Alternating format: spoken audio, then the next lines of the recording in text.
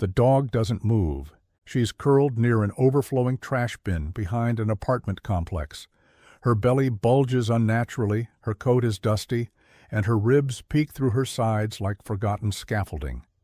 Most people assume she's just pregnant and keep walking, but Ellie stops. The morning is cool.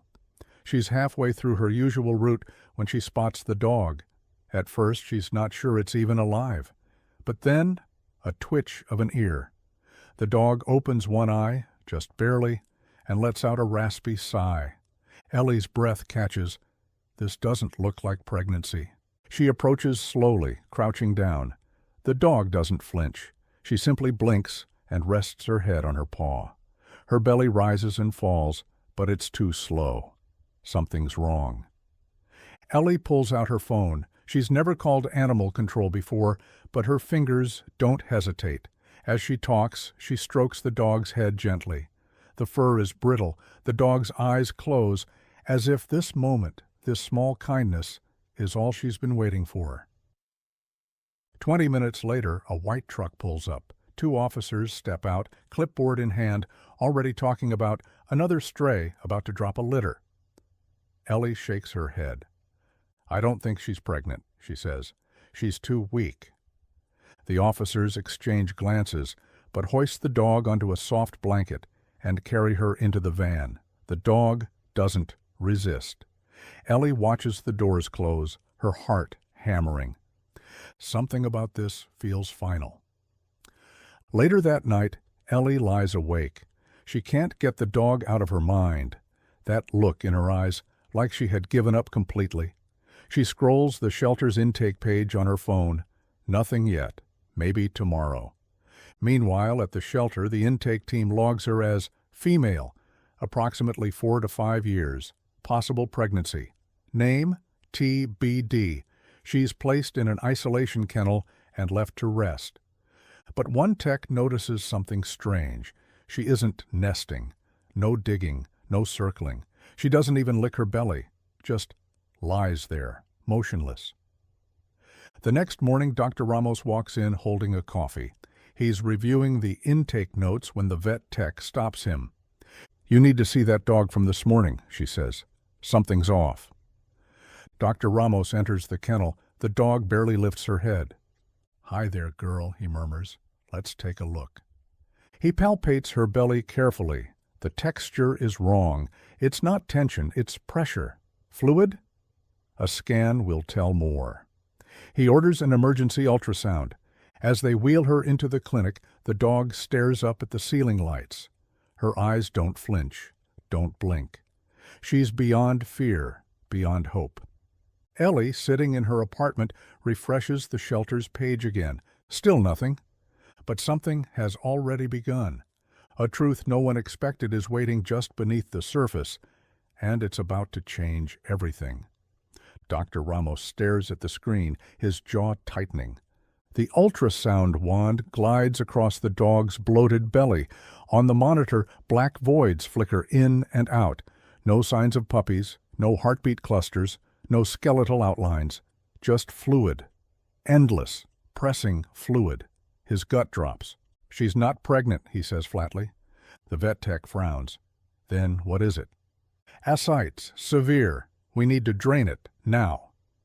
Muffin, as the staff has started to call her, lies still on the padded table. There's a tremble in her limbs, but she doesn't resist. Not even a whimper escapes her as they prep the needle. She's exhausted, too far gone to care.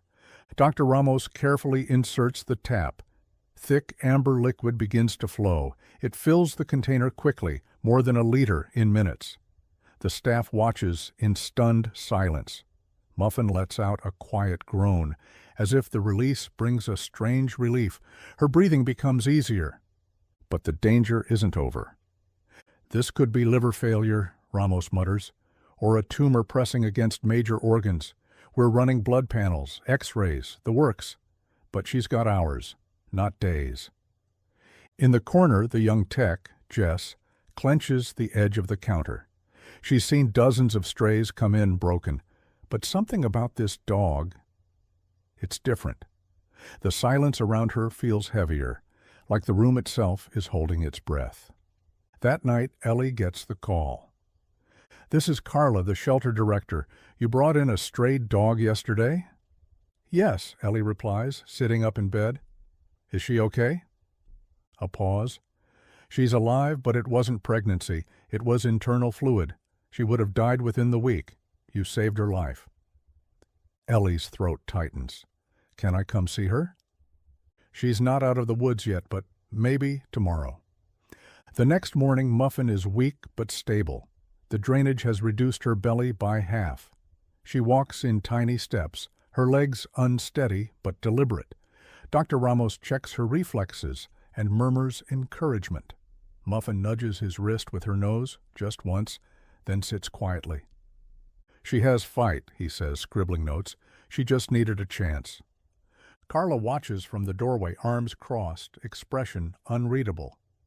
"She was almost euthanized yesterday. Just another pregnant stray on the intake list." "No," Ramos replies. "She's not just anything." Later that day, Ellie arrives with a small stuffed bear under her arm. It smells faintly of lavender. Muffin lifts her head as Ellie enters the kennel, recognition flickering in her eyes. "You remember me," Ellie whispers, kneeling beside her. She places the bear gently near Muffin's paws. The dog sniffs it, then rests her head on it without a sound. Jess peeks in from the hallway and swallows hard. She's seen miracles in this place, but rarely like this. A few hours later, Muffin eats her first full meal. Not ravenous, just steady bites, like she's decided to live, like she's beginning to believe this place isn't like the others, that this time, no one is going to walk away. In the files, her status is updated. Condition: critical but improving.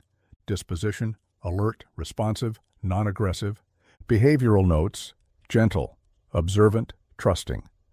But what the forms don't say, what no test can measure, is the slow but certain spark returning to her eyes, a spark that will soon change the lives of others. Muffin walks, wobbly, slow, but determined. It's been a week since the procedure. Her belly no longer sags with dangerous fluid, and her ribs are filling out. The shelter staff watches her with cautious hope. Every small step feels like a win. Ellie visits daily now. She brings fresh blankets, soft treats, and sits beside the kennel while Muffin eats. At first, the dog simply lies quietly, ears twitching at the sound of Ellie's voice. But now she rises to greet her, tail low but wagging, a gentle lean into Ellie's knee, as if to say, "You stayed, you came back." Jess notices first. A pit bull mix, new intake, terrified, cowers in the adjoining kennel. He won't eat, won't move. Muffin presses her nose through the bars and lets out a single soft whine. No growl, no bark, just presence. The pit bull lifts his head, just slightly. By afternoon, he's eating. Word spreads among the staff. Muffin is different, not just recovering, but calming, soothing. A dog with no aggression, no fear of others. She seems to understand the chaos around her and move through it like still water. Carla walks past the kennels during evening rounds and sees it herself. Another intake, an anxious border collie, pacing nonstop. Muffin lies down near the shared wall, her side against the bars. Within minutes, the pacing slows, then stops. "You seeing this?" Carla asks Jess. "She's like a magnet for broken dogs," Jess replies. Carla raises an eyebrow. "Or a mirror." The next day, Muffin is moved to the front row, closer to the lobby, where potential adopters and new rescues enter. The idea is experimental. Test if her calming effect holds in higher stress areas. It does. The barking around her quiets. Intake animals respond faster to staff. Even children visiting for adoption events are drawn to her kennel. They linger, sitting cross-legged outside the glass.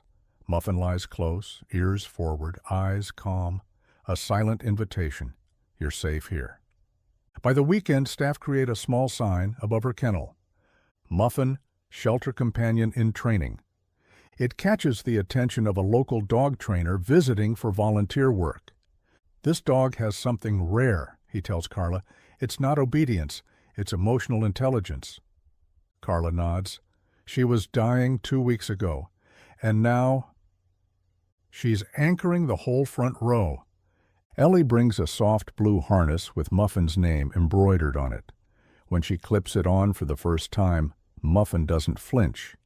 She walks beside her slowly, confidently, as if she's done this 100 times before. The staff clap as she makes her first full loop around the play yard. "She's like a therapy dog," Jess says. "She's more than that," Ellie whispers. That afternoon, a new puppy arrives, trembling, emaciated, barely 6 pounds.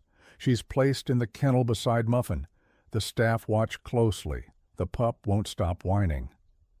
Muffin turns, lies down facing the bars, and extends her paw until it touches the metal. The pup stares, then presses its nose against the same spot. Silence. Connection. Muffin doesn't bark. She doesn't move again. She just stays, present, solid. A lighthouse in a place full of storms. And everyone in the shelter realizes the same thing at once. Muffin didn't just survive. She's becoming something else entirely. The harness goes on like armor.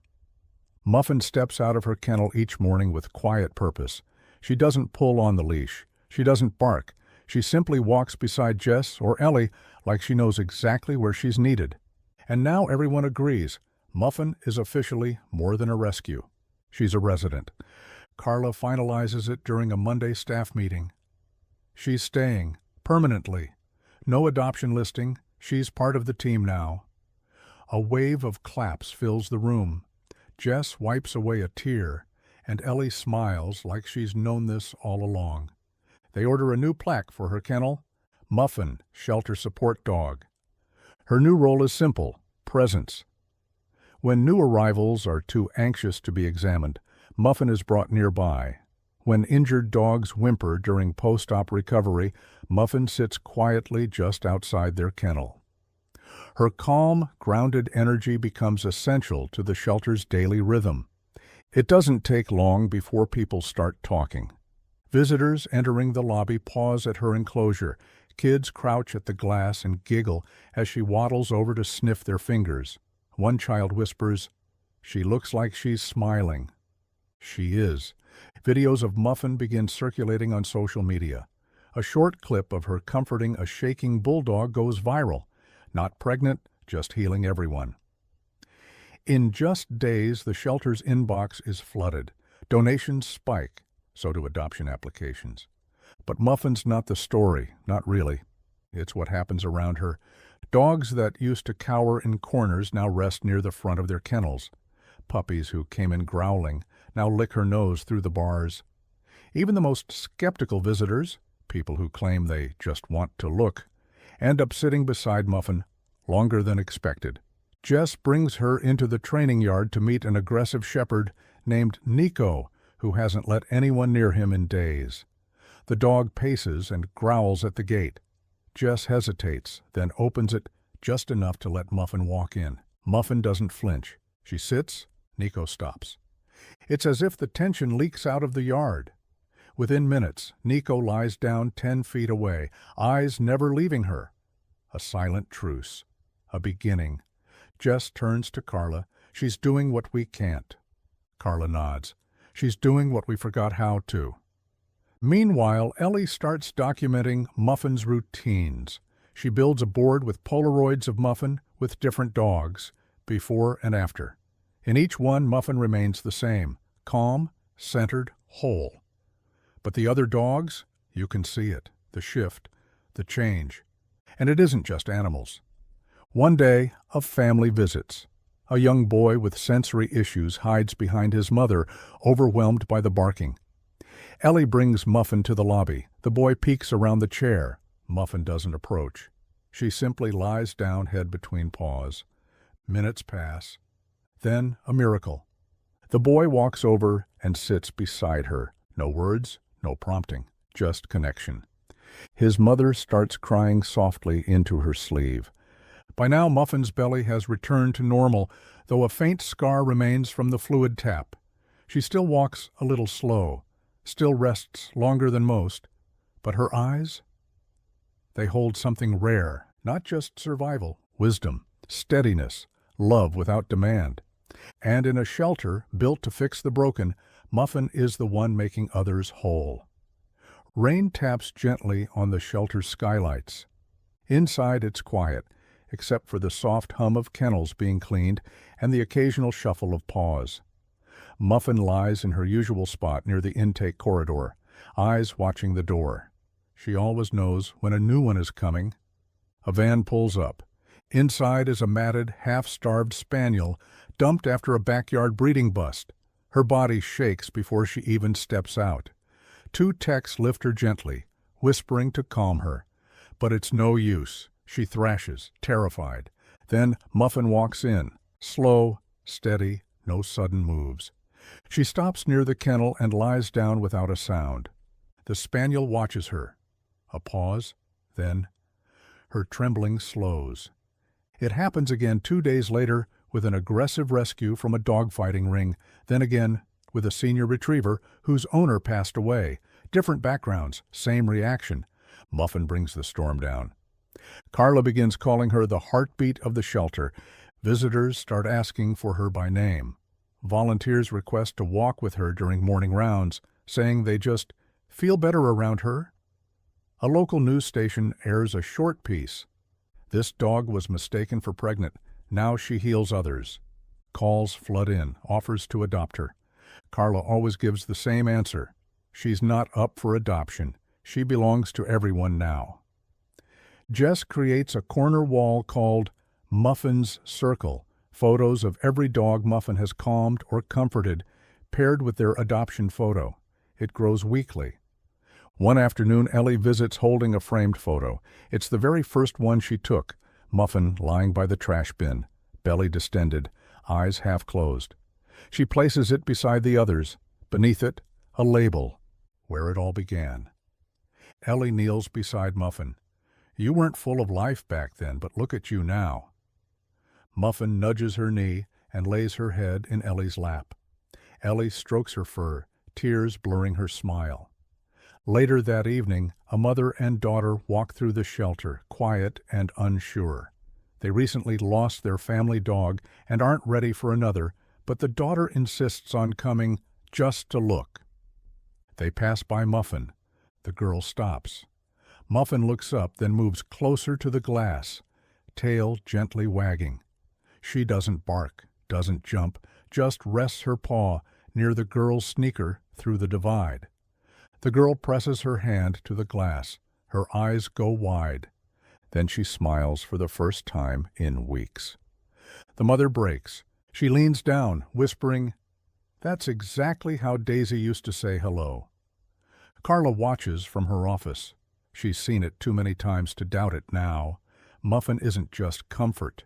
She's memory, connection, bridge and balm all in one. The shelter has changed.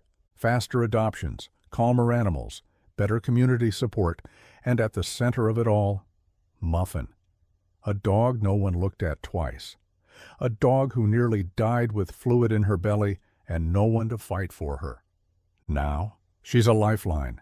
As the sun breaks through the clouds, Muffin stands slowly and pads down the hallway toward a new arrival's kennel. Not because anyone tells her to, because she knows she was sick, misunderstood, nearly invisible. But someone saw her, really saw her, and because of that, dozens of animals have found peace, healing, and new homes. Muffin didn't just survive. She became something extraordinary, a guardian for the forgotten. A gentle soul whose story reminds us all that sometimes the ones who look broken are the ones who heal others the most. If this story moved you, please consider liking the video, sharing it with someone who believes in second chances, and subscribing for more real stories of resilience, love, and animal heroes who defy all odds. Because Muffin's story isn't just about one dog, it's about what happens when we choose to care.